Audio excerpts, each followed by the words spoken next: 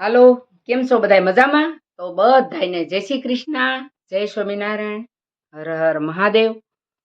તો આજે આપણે વાત કરવાના છીએ મહાભારતની. મહાભારત ભાગ 47 અપલોડ કર્યા. 48મો ભાગ હવે આપણે શરૂ કરીએ ને કડવું હવે 50મો શરૂ કરીએ.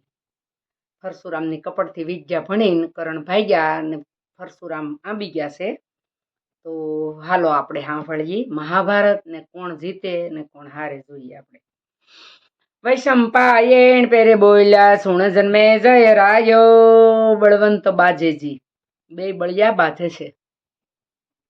વિસ્તારી તુજને સંભળાવું યુતણો મહિમાય કર્ણના વસન સુણ્યા ગુરુએ કોપ્યા પરમ પાર સામા સામે ધનુષ્ય ચઢાવ્યા કારમાં કીધા ટંકાર પછી બળવંતાએ બાણ લીધા મંત્ર ભણીને મારે બે બળવંતા બે એવા જબરા મારે અગણિત છૂટે બખ્તર તૂટે મુક્તિ પ્રૌઢ પોકારે થાય બહુ વૃષ્ટિ કાયા કષ્ટી પડે છે પૂર્ણ પેર લડતા વડતા પાછા ન પડતા થાય છે કારમો કેર થાય એવા બાંધે છે બે દ્રોણ પરશુરામ અને કરણ રાજા. થાય છે કર્મો કેર. એક દિવસ તો એમ જ ચાલ્યો એવે બીજો દિન થાય આખો દી યુદ્ધ આયલું આમનું બે નું આખો દી પૂરો દી ગયો થાય તે દિને બાજા ઘણાક ગાજા લાજા નહીં મન માય ફરસુને ફાફા મરાવે આવી કવચની શરત. કવચ પહેરાવ્યા હતા ને પરશુરામને યાદ આવ્યું કે મેં આને કવચ પહેરાવ્યા થોડો પાછો પડે.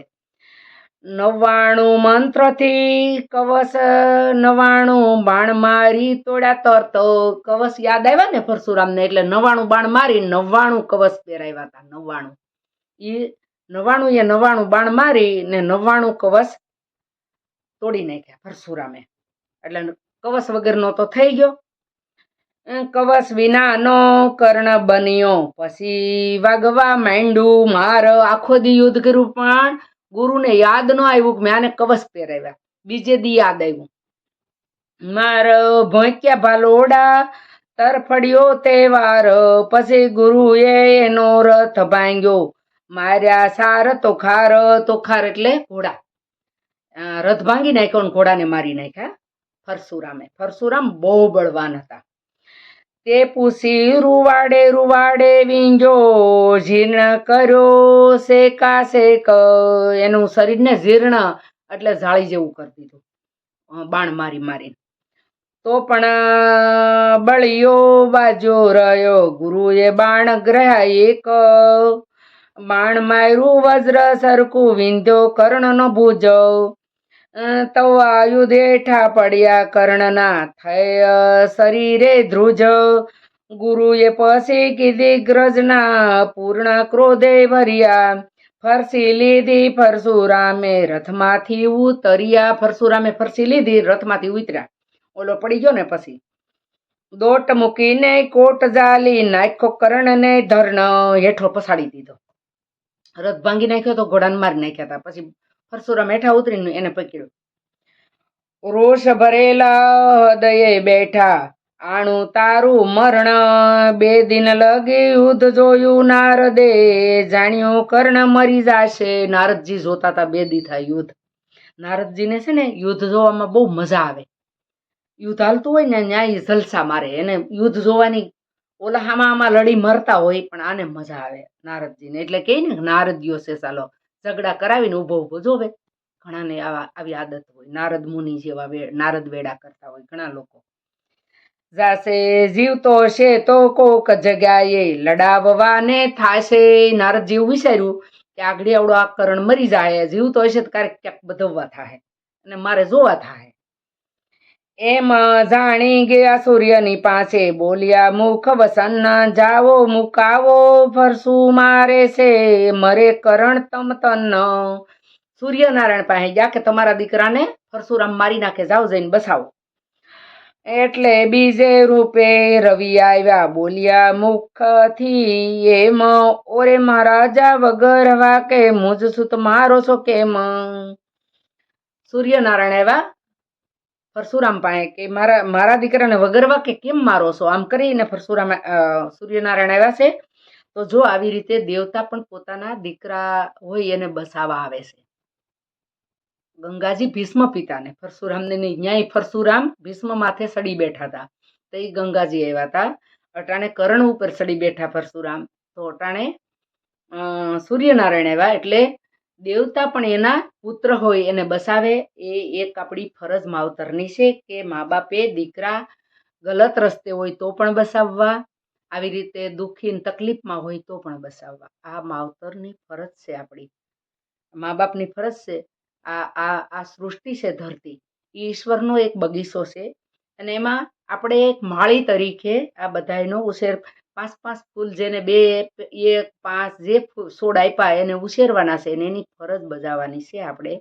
બસ આપણે ફરજ બજાવવાની છે, ફરજ બજાવી આપણો ધર્મ બજાવી અને આ ધરતી ઉપરથી આપણે પણ રજા લેવાની છે. તો આપણે કાયમ માટે ભગવાનને ગમે એવું જીવન જીવીએ, સત્યથી જીવીએ, સત્યને રસ્તે હાલીએ અને ભગવાન આપણા દીકરા દીકરીને સદબુદ્ધિ આપે એવી ભગવાનને પ્રાર્થના કાયમ કરીએ. સત્યને રસ્તે હાલે સદબુદ્ધિ આપે. સૂત મારો કેમ મારો વગર વાકે મારા દીકરાને કેમ મારો છો, એમ સૂર્યનારાયણ કહે છે. ફરસું કહે મને પાપ લગાડ્યું માટે કરું એનો કાળ. સૂર્ય કહે તમે એને મારો તો હું પરવરું પાતાળ. સૂર્યનારાયણ કહે તમે મારા દીકરાને મારો તો હું પતાળમાં વહી જાઉં, હું ઉગું નહીં. એટલે અવનીમાં અંધકાર રહેશે, અટવાશે સૌ આપ. અનજળની આવદાની અટકશે તે સૌ તમને પાપ. અનજળ નહીં મળે એ બધું તમને પાપ, અંધકારમાં બધા અટવાહે અને અંધકારમાં અટવાઈને મરશે ભૂખ્યા ને તરસ્યા તો એ તમને પાપ લાગશે. તો ફરસું એમ વિચાર્યું ક્યાં લઉં વિશ્વનું પાપ, આખા વિશ્વનું પાપ હું કામ લઉં, એમ કરી અને ઊભા થઈ જાય છે પરશુરામ. આખા વિશ્વની દયા કરી, જો ઋષિઓ આને કહેવાય. છેલ્લે પણ આખા વિશ્વની દયા કરીને કે આખા વિશ્વનું પાપ હું કામ લઉં. પાપ રોષમાં રૂઠ્યા ઉપરથી ઉઠ્યા દીધો કર્ણને શાપ. જ્યાં 2 દિન યુદ્ધ કરે ત્યાં તારું રથ ચક્ર ભૂમિ ગળજો. તારું જ્યાં 2 દિન યુદ્ધ થાય ત્યાં તારું રથનું જે ચક્ર હોય એટલે પૈડું એ ભૂમિ ગળી જાય, ગળજો. બીજે દિવસે ત્રીજે પોરે પ્રાણ જ તારા ટળજો. બીજે દિવસે ને ત્રીજે પોરે તારા પ્રાણ નીકળી જાય, 2 દી યુદ્ધ થાય ને. એમ કહી જય રથે બિરાજા ભૂલ્યા લેવાના 2 બાણ. 2 બાણ લેવાના હતા ને એ ભૂલી ગયા, રથે બેન વિયા ગયા. સૂતને સોડાવીને સૂર્યનારાયણ થયા અંતર ધ્યાન.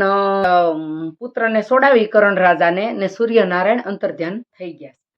તો વલણ પછી કર્ણ રાય ચાલ્યા જાય હસ્તિનાપુર.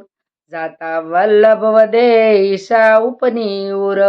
તો આ 48મો વિડીયો પૂરો છો ને 50મું કડવું પૂરું છું. તો એટલું કહી આજનો વિડીયો હું પૂરો કરું છું. તો આવજો બધાય. જો તમને ગમે તો બધાય શેર કરજો, કોમેન્ટ કરજો, લાઈક કરજો, સબસ્ક્રાઈબ કરજો. સબસ્ક્રાઈબ કરીને સપોર્ટ કરજો અને ફેસબુકમાં ફોલો કરજો. આવજો બધાય. જય શ્રી કૃષ્ણ, જય સ્વામિનારાયણ.